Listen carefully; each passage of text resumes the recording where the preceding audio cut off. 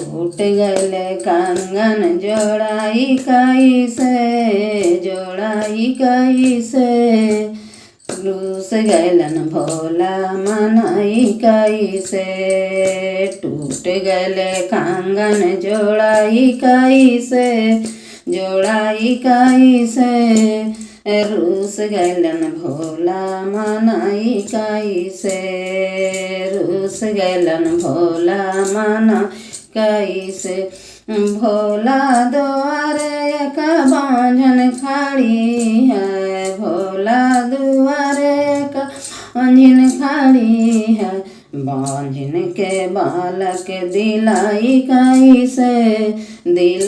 कैसे रूस गइले भोला मनाई कैसे। रूस गइलन भोला मनाई कैसे। टूट गइले कंगन जोड़ाई कैसे रूस गइलन भोला मनाई कैसे। रूस गइलन भोला मनाई कैसे।